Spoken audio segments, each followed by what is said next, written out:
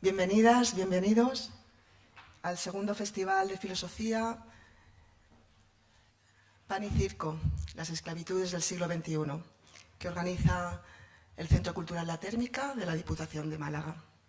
Muchas gracias a quienes lo hacen posible, a nuestro conferenciante plenario, Luca María Scarantino, a las ponentes y a los ponentes, a quienes presentaré después, a Salomón Castiel, el director de La Térmica, y a todo su estupendo equipo. Y sobre todo, muchas gracias al público participante por estar hoy aquí. La expresión pan y circo la introdujo Juvenal, un poeta romano, en sus sátiras, y con ella se refería a las prácticas que se organizaban para mantener tranquila a la población. Julio César repartía o mandaba repartir pan a quienes lo necesitaban, a los pobres de aquel momento, o venderlo muy barato. El número de beneficiarios era nada menos que 200.000 o 300.000, andando los tiempos. El panem et circenses aludía también a todas esas representaciones costosísimas que también se organizaban para ganar poder político.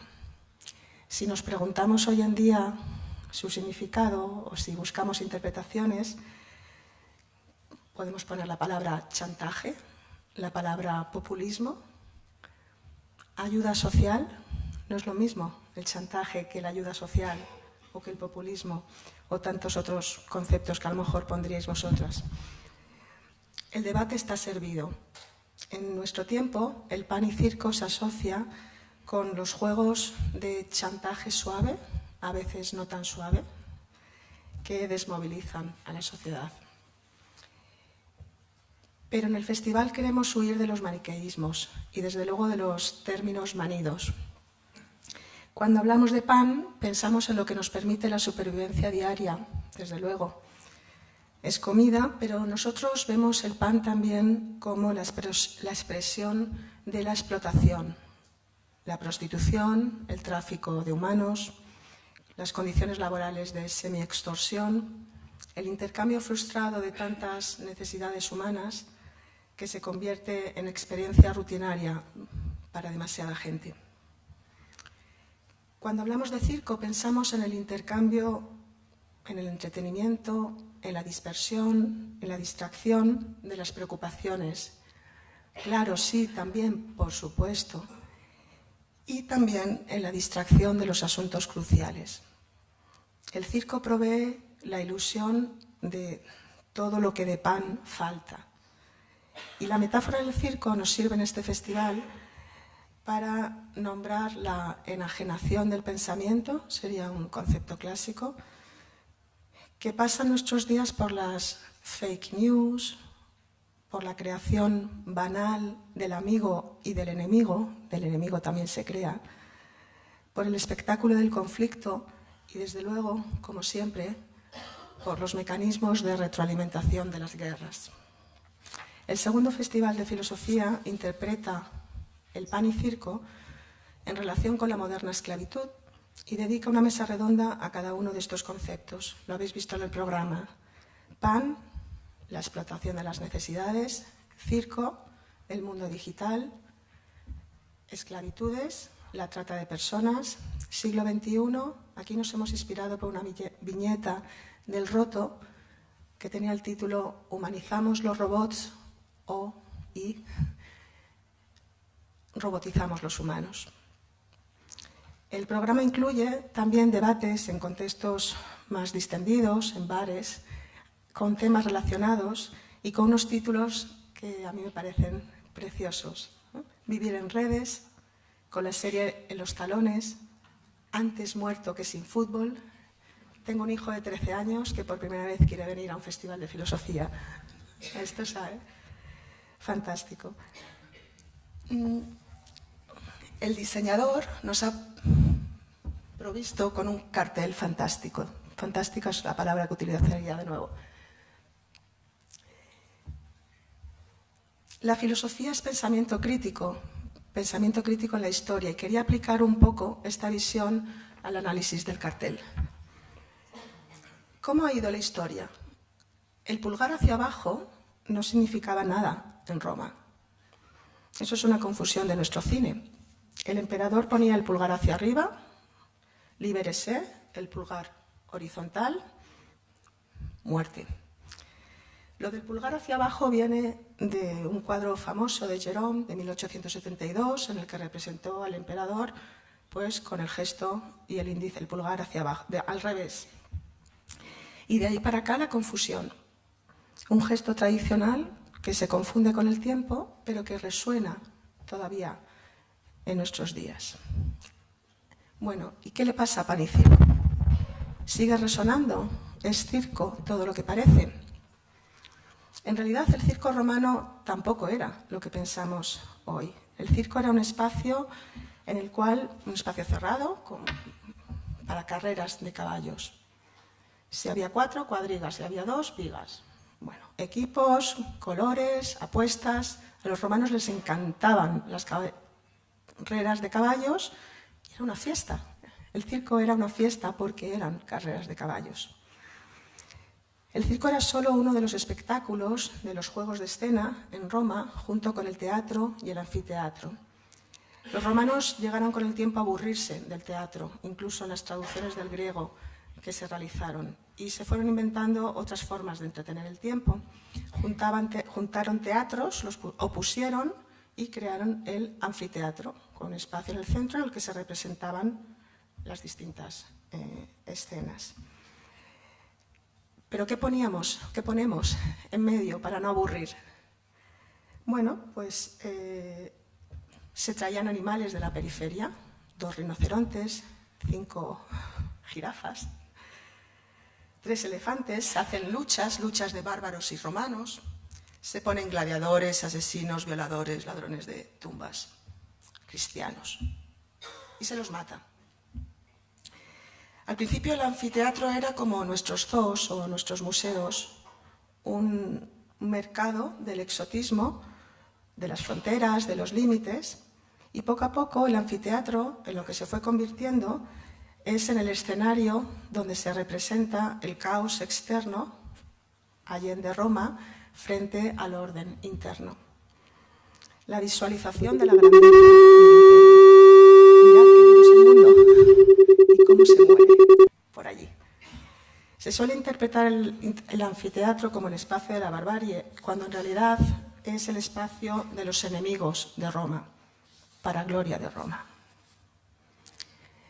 Bueno, pues ¿cuáles son nuestros anfiteatros? ¿Cuáles son los anfiteatros hoy? ¿Qué representan? La respuesta a la mano, siempre ahí cercana, la televisión, las series, el fútbol, las redes. Sí, desde luego, pero hay más, muchos más escenarios de representación, construcción e interpretación del sentido. ¿Quiénes son los enemigos de Roma hoy? Eso también lo queremos explorar aquí estos días. ¿Acaso son el placer, el tiempo libre, las caravanas de inmigrantes, los saltadores de muros, los organizados, las organizadas? Sí, estos son o pueden serlo. Hemos concebido el Festival de Filosofía como un espacio en el que pensar, escuchar, debatir y aportar en compañía sobre estos asuntos. La filosofía es para muchas de nosotras, de nosotros, una celebración de lo que nos importa. Es un festival, disfrutémoslo. Y tenemos la enorme suerte de tener un enorme y estupendo filósofo como plenario, Luca Maria Scarantino, al cual me gustaría dar la bienvenida.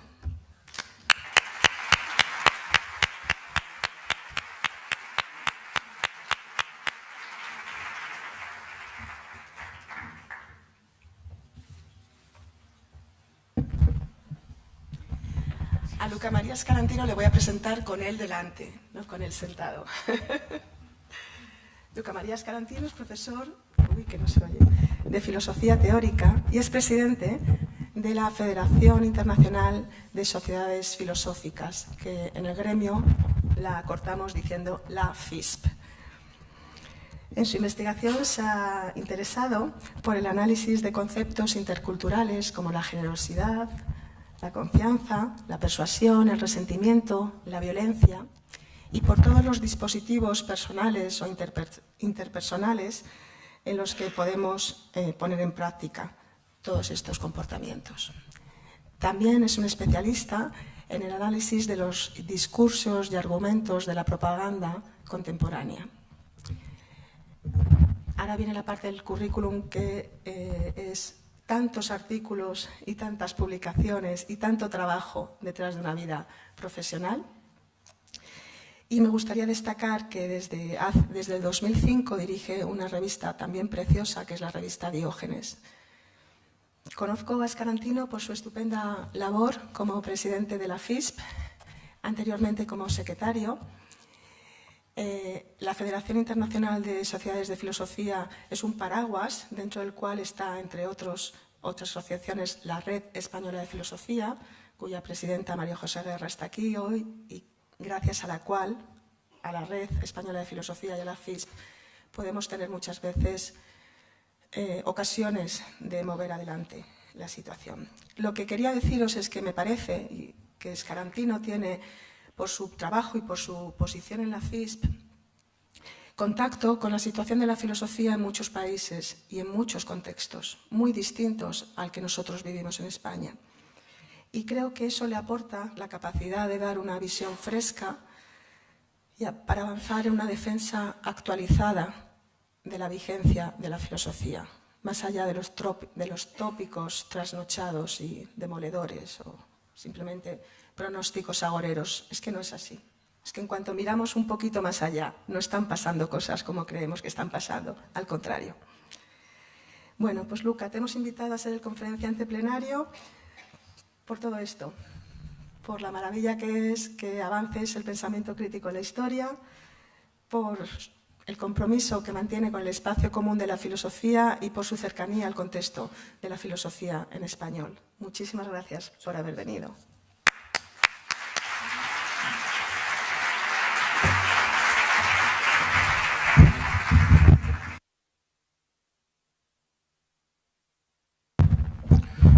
Bueno, muchas gracias a ustedes por el tiempo de venir aquí a escuchar conferencia de filosofía. Se lo digo no de un punto de vista subjetivo, sino como filósofo, ¿no? Siempre es un agrado ver tanta gente interesada en el pensamiento filosófico. Gracias a Estela Vilarmea por su hermosa presentación del pan, del circo y de la esclavitud, y a nuestros anfitriones, la Asociación La Térmica y el Museo Picasso. Es un verdadero honor estar aquí.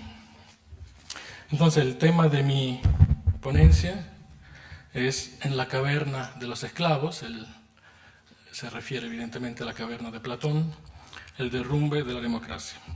Estaba de muy mal humor cuando lo escribí, ahora está un poco mejor. Bueno, señoras y señores, queridos y estimados amigos, la tradición filosófica de Occidente ha planteado el tema de la esclavitud y lo ha planteado principalmente a través de dos conceptos. El concepto de la dignidad humana, que se opone al estado de dependencia y de sumisión que es propio de la condición de esclavo, y, de manera acaso más alegórica, el tema de resentimiento, que el filósofo alemán Friedrich Nietzsche describió como la moralidad del esclavo. Estos dos momentos, respectivamente de orden político, la dignidad, y de orden moral, el resentimiento, hoy se encarnan y toman vida en los discursos públicos de la mayoría de los países europeos. Y es precisamente a partir de estos discursos a los que estamos confrontados día tras día, y a partir de las imágenes que los acompañan en nuestros medios, que quisiera desarrollar unas consideraciones sobre un fenómeno que puede parecer impalpable, pero que es muy real, que es el clima social de las sociedades europeas de hoy. Y lo haré, o trataré de hacerlo, articulando elementos sociales, lo que podríamos llamar el circo, y la evolución de las relaciones geopolíticas contemporáneas, el estado del mundo. Les pido indulgencia de antemano. Por mi pobreza lingüística, el español no es mi idioma natural, Y también le ruego me excusen si mi discurso se irá desenvolviendo sobre un registro de preocupación y de inquietud más que de alivio. Pero después de esto creo que habrá algo para tomar, espero, así que nos podemos aliviar con eso. En realidad, la razón para esto es que creo que hay muy poco que regocijarse en estos días, sobre todo si miramos alrededor nuestro.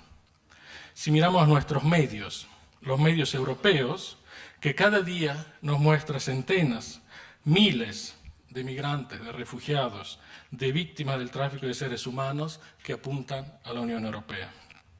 Son imágenes con las que creo todos tenemos mucha familiaridad a esta altura. Imágenes que a veces muestran gestos de amor, gestos que inspiran compasión y solidaridad. Pero a menudo, y me temo más a menudo, representan lo abominable.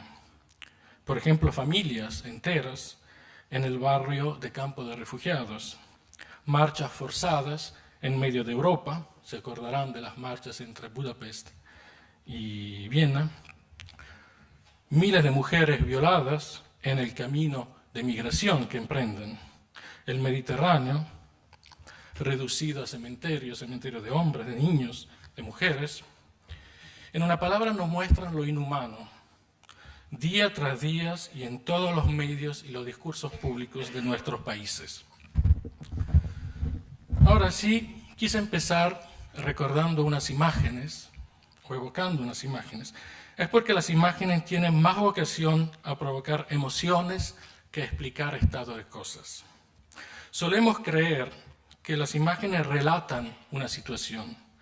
De hecho, la narran, asocian emociones a eventos o a series de eventos y de esta manera los integran al espacio público, los integran por medio de una carga emocional, los integran al espacio en que se forman las opiniones y el sentir de una comunidad.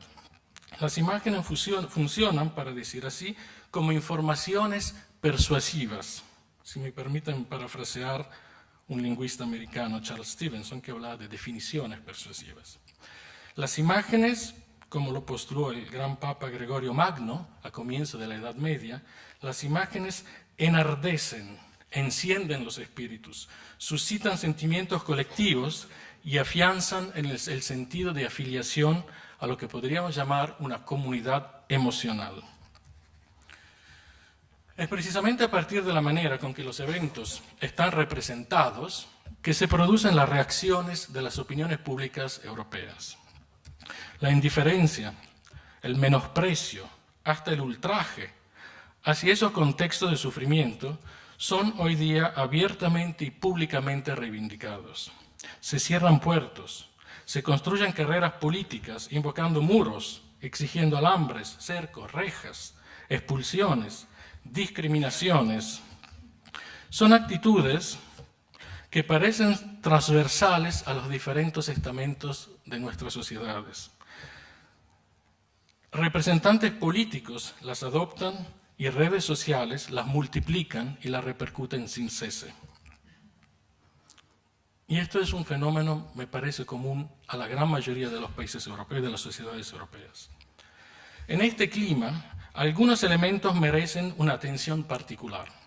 Hace un par de años, en septiembre de 2016, un reportaje del International New York Times relataba el rechazo de las asociaciones familiares de la ciudad griega de Filipiada, en el Epiro, frente a la posibilidad de admitir a chicos de refugiados en las escuelas locales. La misma actitud observaba la periodista en Oreócastro, otro pueblo griego, pero esta vez cerca de Tesalónica, del otro lado del norte de Grecia, que, como en Filipiada, tenía un campo de refugiados instalado en sus cercanías. Hechos como este acontecen cada día en nuestros países, pero el motivo de interés de este reportaje, o uno de los motivos de interés de este reportaje, residía en la manera con la que las palabras de los vecinos desechaban todo esfuerzo de argumentación racional. Esto no me gusta, decían los entrevistados. I don't like it. No los quiero por aquí. Nada más que eso, no había otro argumento. Esta primacía de las pulsiones, esta primacía de los deseos inmediatos, impide integrarlos en un contexto de significación más amplio. Al contrario, toda significación que supera la inmediatez del deseo, de la voluntad, quedaba desechada. Se recusaba toda coincidencia con categorías culturalmente marcadas, con significaciones. Lo que queremos, decían, es una distribución diferente de los migrantes. Y agregaban, si esto hace de nosotros unos racistas, no le vamos a hacer nada. Es posible que esta actitud todavía pertenezca a una minoría de ciudadanos europeos, pero el hecho de reivindicarla abiertamente, ya sea ahora o Castro, en las asambleas legislativas o en los medios de comunicación, esta reivindicación pública y explícita le atribuye una legitimidad totalmente nueva. Es este el tema sobre el que quisiera concentrarme. El tema de esta nueva legitimidad de actitudes que creíamos olvidadas en nuestra historia. Con eso no quiero restarle ninguna importancia a la situación de los refugiados. Por cierto, si tenemos que hablar de esclavitud, es cierto que las condiciones de vida de los que llegan a Europa y de los que se instalan en Europa, en muchos casos autorizan y legitiman el empleo del término esclavos.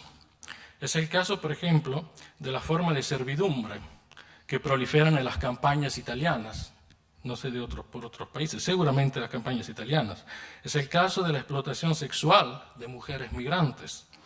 Es el caso en general del tráfico de seres humanos que acecha prácticamente todos los países de Europa. Y les dejo imaginar otros ejemplos. Pero la cuestión que quisiera abordar hoy es cómo pueden estas situaciones suscitar tanta indiferencia, tanto desinterés en el seno mismo de las sociedades en las que acontecen. ¿Cómo hemos llegado a nutrir tanta rabia, tanto resentimiento, como para aceptar, como si fuera normal, que miles de seres humanos se mueran a nuestras fronteras en el intento de escapar de la guerra, de la violencia, de los estupros, de la tortura? ¿Cómo podemos dejarlos violar, matar, mutilar en centros de detención financiados por nosotros? ¿Y cómo podemos tolerar en el seno mismo de nuestros países la infamia de centros de detención que escapan a toda legitimidad jurídica, ética y moral? ¿Cómo hemos llegado a esto? Por cierto, la integración de gentes con idiomas, costumbres, religiones, prácticas diferentes es compleja. Es un riesgo, engendra siempre tensiones sociales, costos económicos, riesgos, conflictos culturales. Y hoy se le agrega encima la amenaza, que es seria y que es real, de infiltraciones criminales y, en el caso de las migraciones a Europa, de fundamentalismos religiosos. Estos son todos riesgos reales.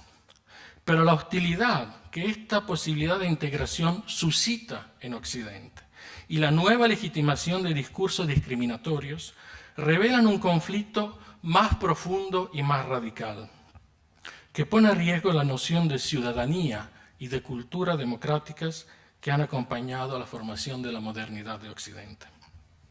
Bajo el siniestro estribillo ser dueño en casa propia, como si la presencia ajena fuera una amenaza para un reivindicado honor patriarcal. Me invaden en mi casa, quiero ser dueño en mi casa. Nunca es dueña, siempre es dueño.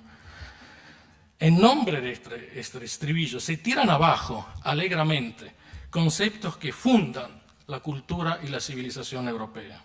La solidaridad, la fraternidad, la hospitalidad y sobre todo el respeto de la dignidad universal de la persona humana. Fenómenos de esta naturaleza, de este alcance, que tan directamente afectan a los valores fundamentales de la civilización occidental, trascienden con toda evidencia las normales dinámicas electorales y políticas de nuestras sociedades. Para poder entenderlos y para tratar de individuar sus causas profundas, es por lo tanto preciso colocarlos en una perspectiva histórica, política y cultural de largo plazo. De hecho, la civilización europea está poniendo en escena un conflicto profundo que atraviesa toda su historia cultural. Por un lado, la naturaleza sagrada de la caritas, el principio universal de fraternidad humana, con su progenie secular, laica y moderna, los derechos humanos.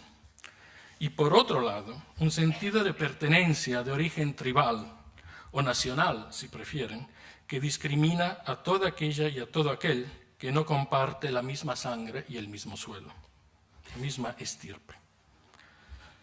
La tesis que esbozaré a continuación es que la coexistencia de estas dos fuerzas en estado de tensión permanente pertenece a la autobiografía del espíritu occidental y que las dinámicas políticas contemporáneas aquí en Occidente no son comprensibles sin referirse a este nivel profundo, sin investigar este nivel profundo del espíritu europeo, que es un conflicto todo interno a la historia de Occidente, el que se está jugando sobre el terreno del asilo a los refugiados, y que la evolución en sentido imperial del orden internacional contemporáneo, acompañándose de un nuevo universalismo cultural, ético y religioso, ha avivado este conflicto latente.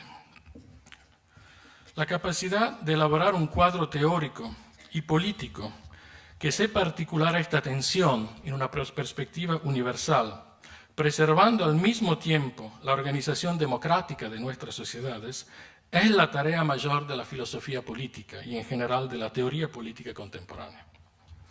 Aquí también, en esta capacidad, en este desafío, se juega el rol político y cultural de las sociedades de Europa, en su mayoría construidas sobre el principio de unidad de la nación, y hoy en grave crisis frente a la desagregación de este principio por mano del nuevo universalismo o globalismo imperial. En este contexto, y como parte de ello, se sitúa la posibilidad de una educación universalista y cosmopolita, que es la tarea propia de la filosofía y que constituye el otro y el último tema de mi informe.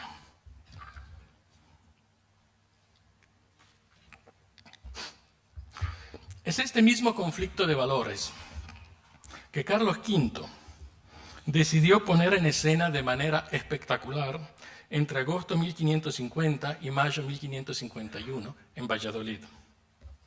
La controversia de Valladolid, que opuso Juan Ginés de Sepúlveda al padre Bartolomé Las Casas, vio enfrentarse por un lado, el lado de Sepúlveda, el respecto de un orden social, religioso, ético y cultural que había que proteger a toda costa. Y por el otro, el lado de Las Casas, el respecto de la persona humana y de su dignidad, de toda persona humana, respecto hacia el cual Las Casas iba trasladando la dimensión de lo sagrado. ¿Por qué nos importa hoy volver a Valladolid como un hecho seminal de la modernidad? Porque cuando Las Casas denunciaba los tratamientos inhumanos, los tratamientos indignos infligidos a los indígenas de América, estaba preconizando una evolución moral, cultural y también política, en la que la dignidad de la persona primara sobre el sentimiento de la tribu. El destino de los pueblos amerindios, en este caso, y tal y como el de los refugiados de hoy, servía de terreno de combate para una batalla entre dos fuerzas de la cultura política y filosófica europea. La controversia de Valladolid marcó una de las primeras expresiones públicas e institucionales de un proceso cultural que no se ha concluido aún. En los discursos públicos, por ejemplo, o incluso en las conversaciones cotidianas, se suele subrayar que en todo acto de brutalidad es el agresor el que se cubre de infamia, no la víctima. Es cierto, pero no siempre ha sido así, y no siempre es así. Aún hoy, es a menudo la víctima de una violencia, por ejemplo, una violencia sexual, quien llevará la mancha, quien llevará ese marco ignominioso. Por sistemas jurídicos, por ejemplo, que punen a la mujer violada, por ejemplo, por ser adúltera. Pero también, y de manera acaso menos visible, por sistemas sociales que le imputan la pérdida de su honor, la pérdida de su pureza y, por lo tanto, la pérdida de su respetabilidad. Por cierto, hemos aprendido al cabo de muchas generaciones, a llamarle indigno e infame al violador en vez que a la persona violada, al torturador en vez que al torturado.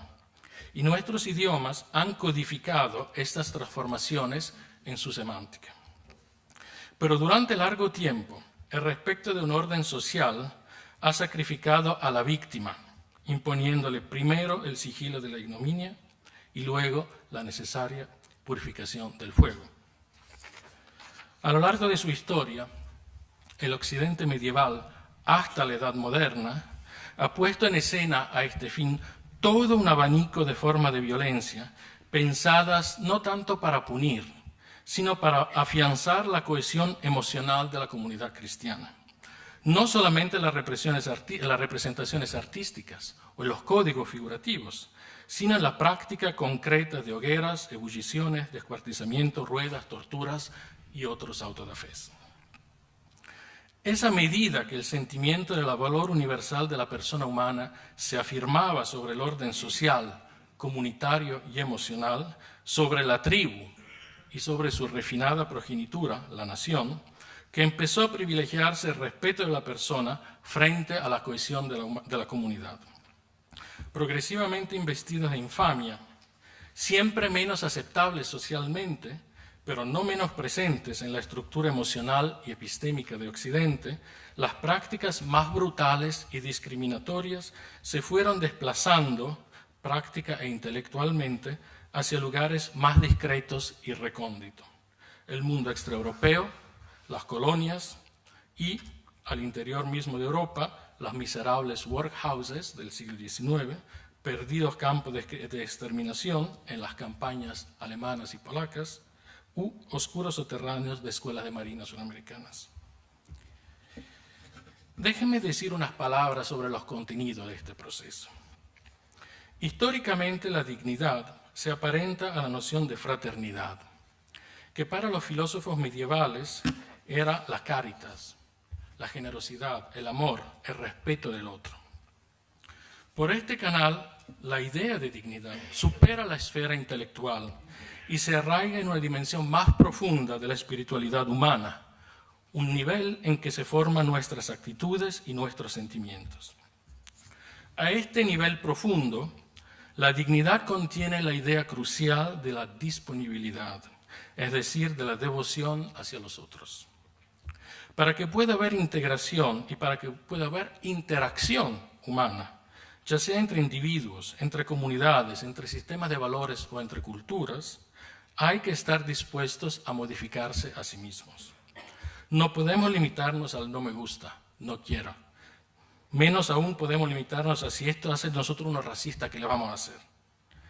La interacción exige al revés que se pongan en juego nuestros deseos, nuestras costumbres, preferencias, pulsiones, hasta las formas más abstractas de nuestra manera de pensar.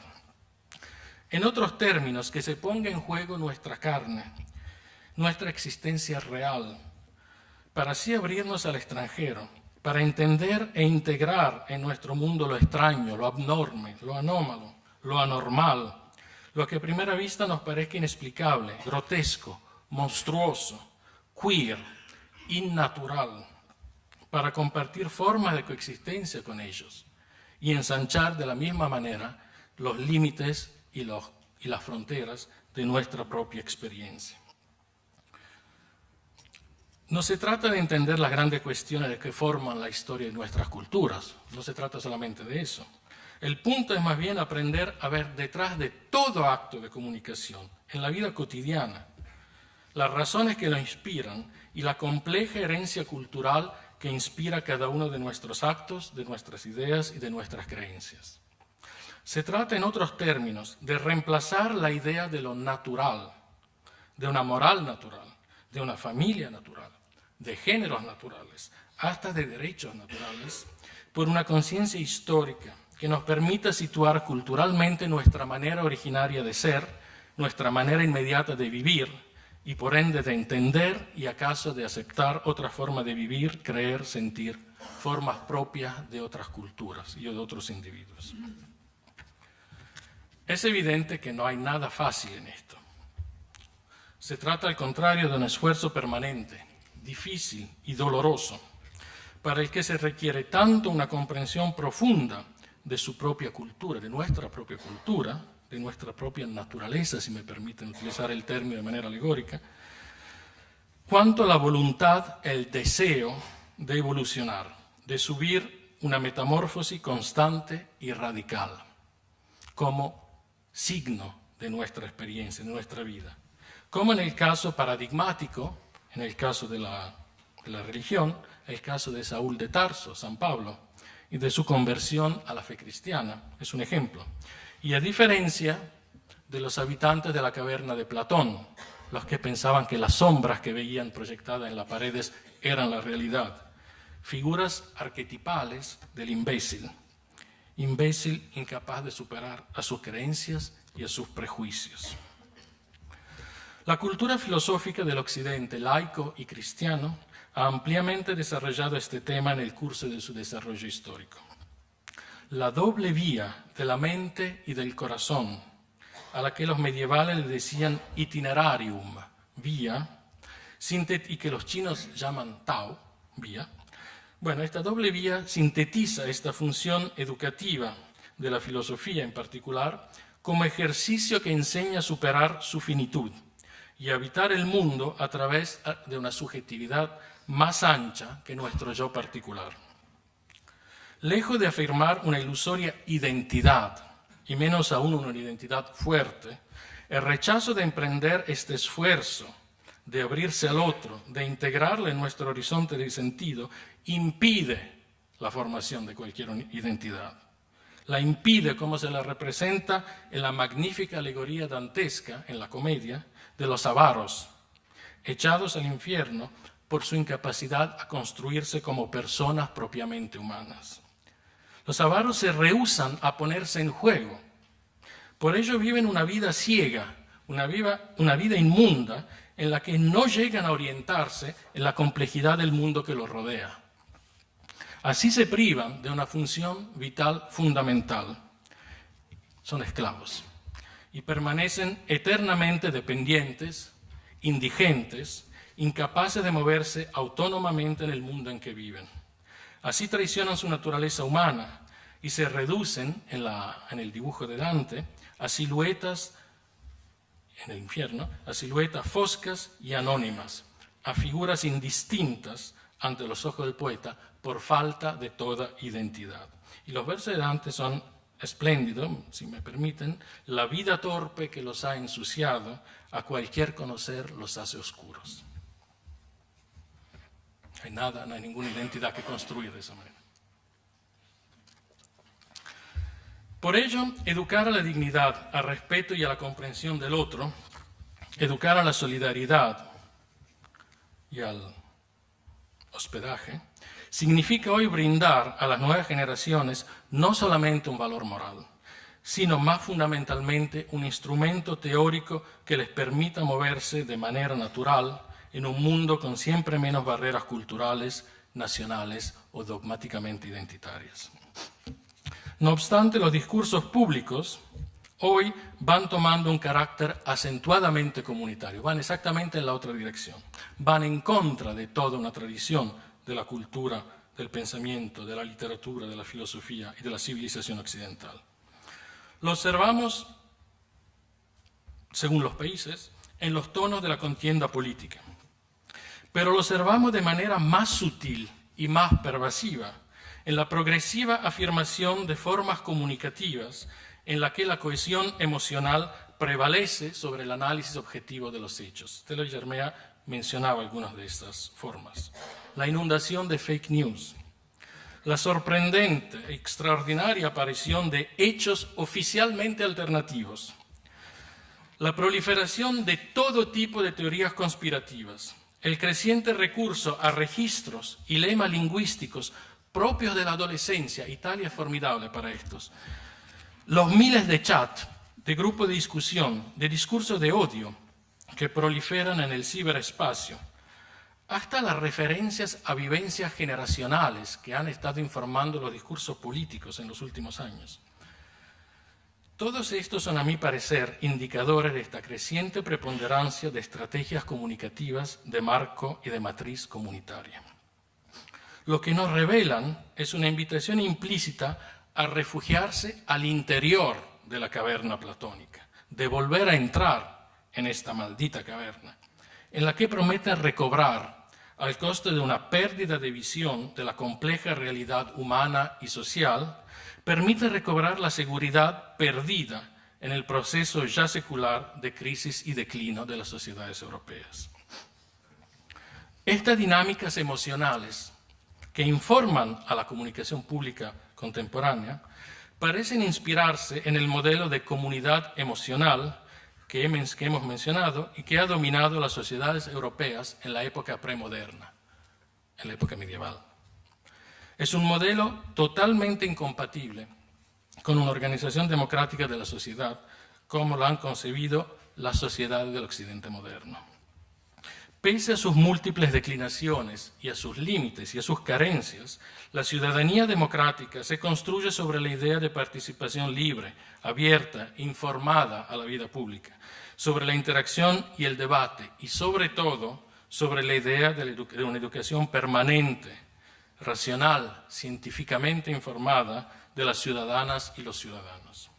No hay democracia cuando la violencia verbal, el desdén, la burla se sustituyen al debate. Pero tampoco puede haber democracia cuando la representación, en las elecciones, la representación política, prevalece sobre la competencia al punto de aniquilarla y que a la competencia se le imputa ser propia de las élites sociales o económicas. Cuando el debate, la educación, la competencia se proscriben en el discurso público, cuando la argumentación y la objetividad son reemplazados por el modelo publicitario del Unique Emotional Plus, agregarle algo emocional y funcionará, y que la conciencia ciudadana deja lugar al analfabetismo funcional, entonces la organización democrática de la sociedad cesa de existir. En el título de esta comunicación utilicé el término derrumbe para enfatizar este doble peligro: el cese de debate abiertos y la previsible defensa, esta vez sí de inspiración tecnocrática, que las sociedades adoptarán en algún momento frente a un sistema representativo que produce incompetencia. Cuando empiezan a desmoronarse los puentes, la sociedad tiene que defenderse. Y mi impresión es que estamos yendo directamente hacia una organización internacional de nuestras sociedades en que hay una élite tecnocrática y una gran masa de siervos o de esclavos, que tendrán su televisión, su pan, su circo y todo, pero van a seguir siendo esclavos.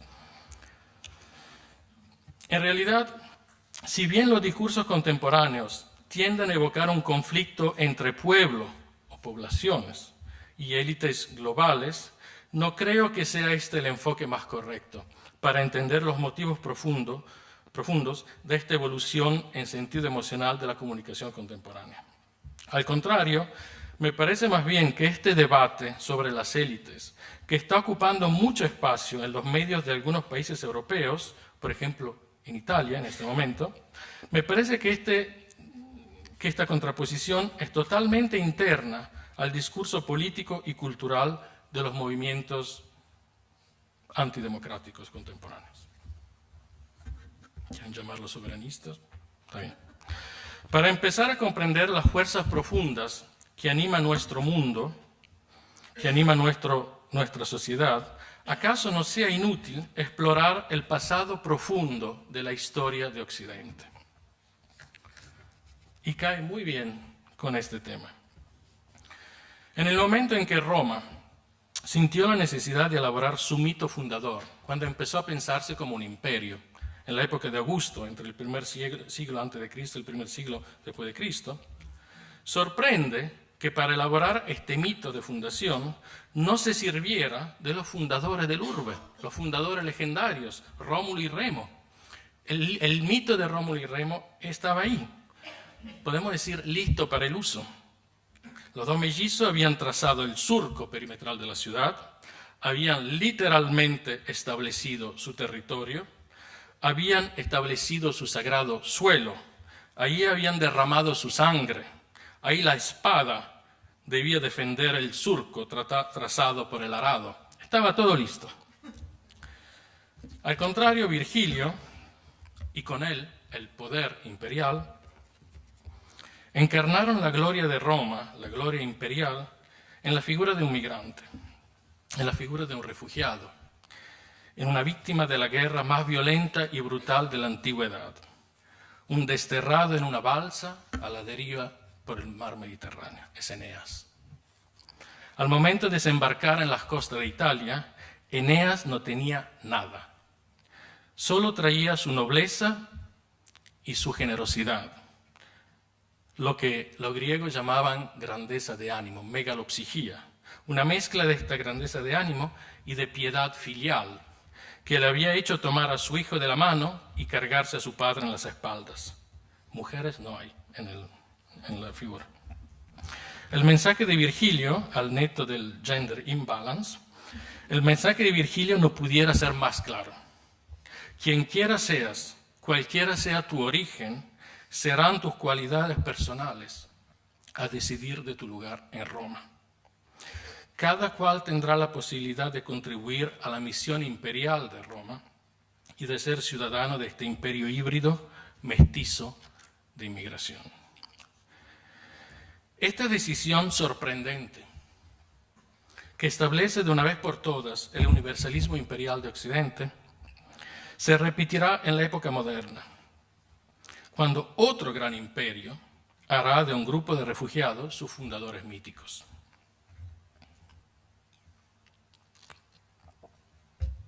Esta vez serán unos prófugos británicos, huyendo de las persecuciones religiosas que sacudían las sociedades europeas. Son los padres peregrinos que van de Inglaterra, de Reino Unido a Estados Unidos. Es generalizando este mito fundador que la poetisa oficial del mito americano, Emma Lazarus, dedica su poema El nuevo coloso, que está grabado en la Estatua de la Libertad en Nueva York, a los refugiados, a los miserables y a los condenados de la tierra. Y con ello celebra la misión universal del imperio, en oposición a lo que ella llama la antigua arrogancia, la storied pomp de las naciones europeas. Por cierto, estos mitos de inmigración y de integración no le impedirán ni a Roma ni a los Estados Unidos de construirse sobre la esclavitud, el racismo y la prevaricación. Pero el sentimiento de caritas, el sentimiento de amor universal, nunca le impidió a nadie de participar a los más atroces genocidios de la historia, empezando por el de los pueblos amerindios. Y creo que ahí siempre hay que distinguir entre sistemas culturales y acciones políticas concretas. Pero el punto que quiero desarrollar ahora es que los discursos discriminatorios y xenófobos que vemos multiplicarse en las esferas públicas a través del mundo, en Europa en particular, pero no solamente en Europa, y de manera paradójica al interior del mismo territorio imperial de Estados Unidos, bueno, estos discursos parecen poner de manifiesto un malestar profundo no frente a la ola de refugiados o de inmigrantes, sino frente a este nuevo universalismo, del que los fenómenos migratorios constituyen en cierta medida un síntoma y que, por cierto, contribuyen a evocar en el espíritu europeo. El punto fundamental que quisiera subrayar aquí es que la cultura y las sociedades europeas se han por larga parte construido por medio de dinámicas nacionales y que ahora se encuentran en grave dificultad frente a la nueva organización internacional construida alrededor de un nuevo, aunque parcialmente instable, orden imperial.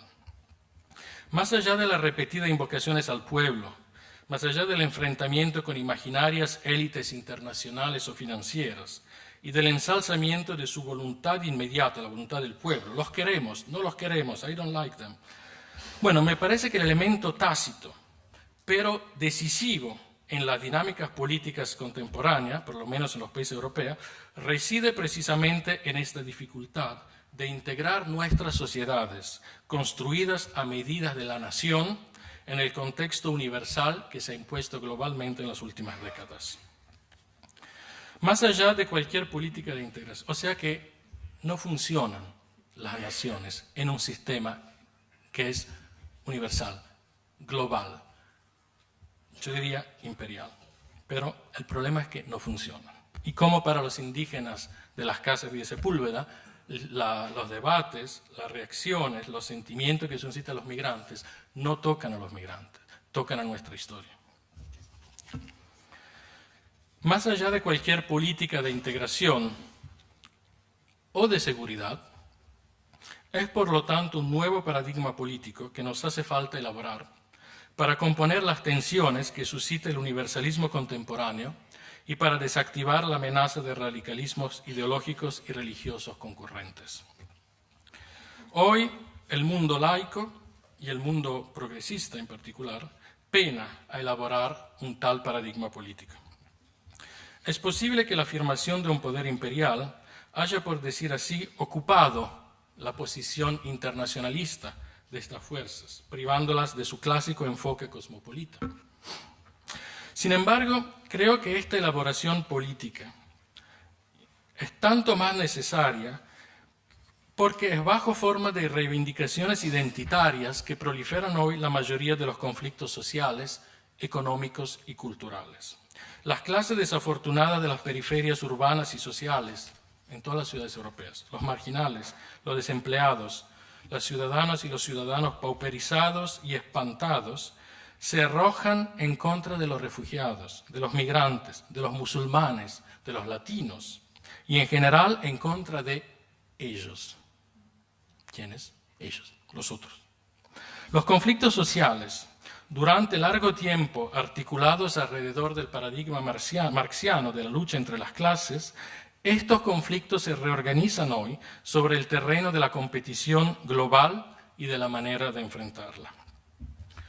En otros términos, mientras los conflictos suscitados por la Revolución Industrial del siglo XIX se han articulado a lo largo del siglo XX a través de la noción de clase, con los resultados espectaculares que conocemos, que se pueden apreciar o se pueden despreciar, pero son muy visibles, las formas contemporáneas de miseria y los conflictos sociales que éstas producen tienden a identificar un nuevo antagonista, no en otra clase social, sino en el otro, en los portadores y las portadoras de otros valores, otros idiomas, otras culturas, otras religiones.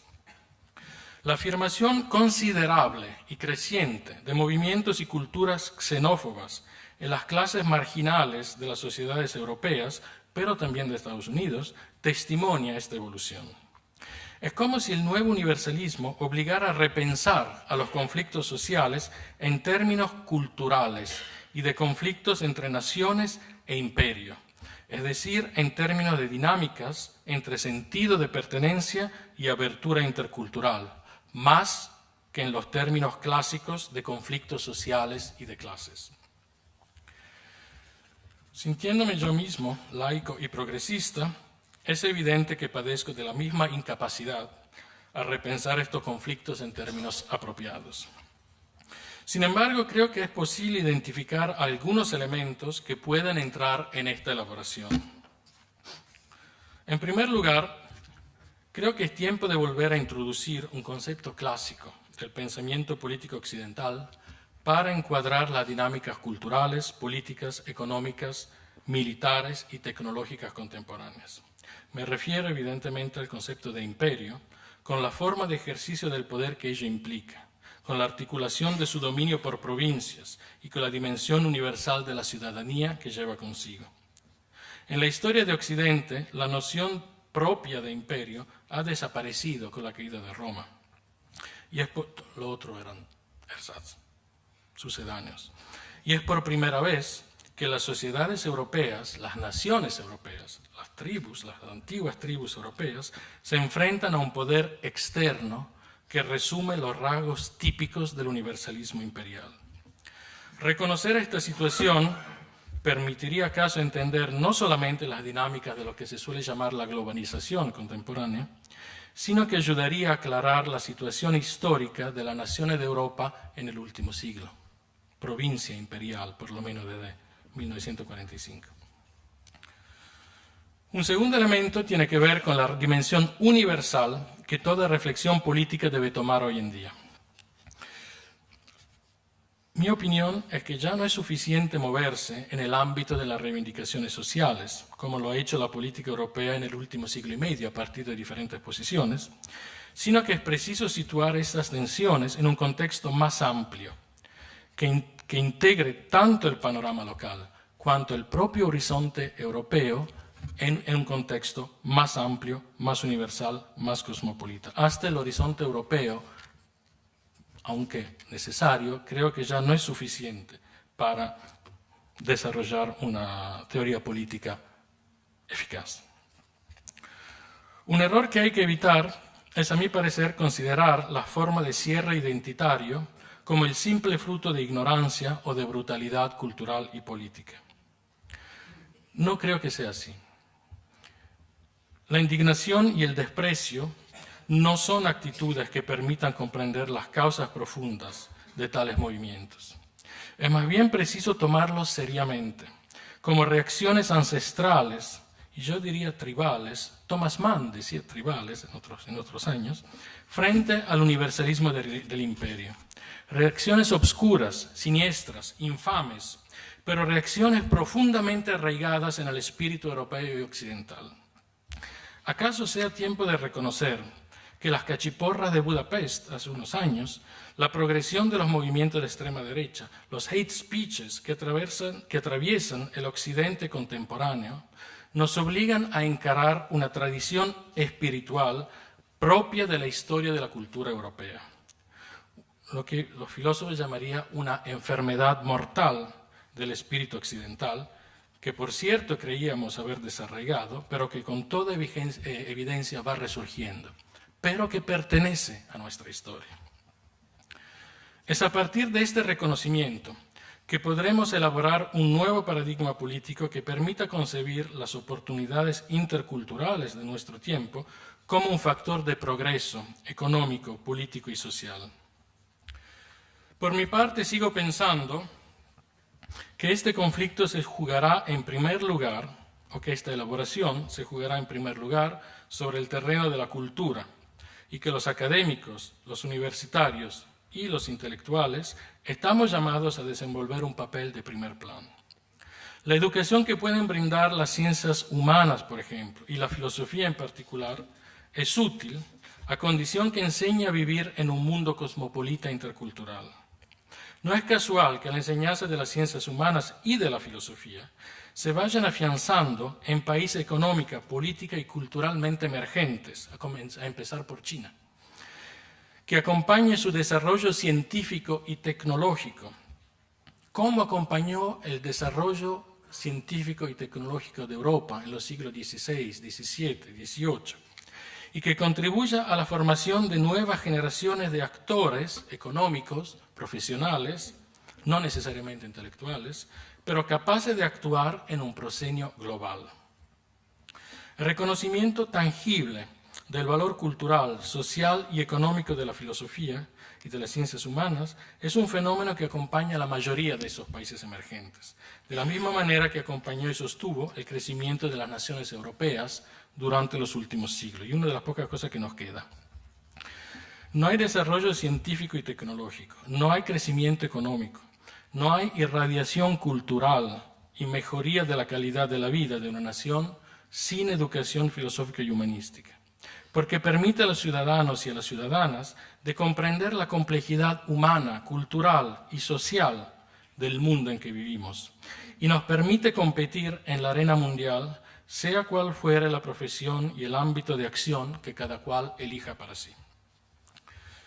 La educación filosófica ayuda, no es la única, ¿okay? Pero ayuda, en otros términos, a salir de la caverna de Platón y a mirar la realidad humana, económica y social del mundo en su compleja estratificación. Afianza nuestra capacidad de orientarnos en un mundo y la capacidad de nuestros hijos y nuestras hijas de orientarse en un mundo complejo. Y sobre todo educa no a sentirse dueño en su casa, como lo repiten cada día los guardianes de la cueva, sino a considerar el mundo entero como su casa, a comprender las razones del otro, su perspectiva, sus tradiciones, sus idiomas, hábitos, costumbres, a veces tan diferentes de los nuestros, inclusive en el marco del de un mismo territorio y siquiera de un mismo vecindario. En un mundo en que los países europeos ya no tienen ninguna primacía, ni política, ni económica, ni militar, detesto decir militar, pero es así, ni tecnológica, y siempre menos cultural, creo que ni siquiera cultural ya, bueno, la única manera que tenemos para asegurar a nuestras hijas y nuestros hijos un porvenir menos triste que el que vivieron nuestros abuelos consiste en apostar todo en su educación, en aprenderles a moverse a través de una pluralidad de horizontes y tradiciones culturales y en darles de esta manera los instrumentos para competir en el mundo global en que ya se está moviendo. Con esto quiero decir que desarrollando prácticas formativas de alcance radicalmente intercultural podemos contribuir no tanto al desarrollo de nuestras universidades, sino podemos contribuir a evitarles a nuestros descendientes un destino que se anuncia bastante sombrío, o por lo menos podemos tratar de evitárselo a algunos de ellos. Muchas gracias.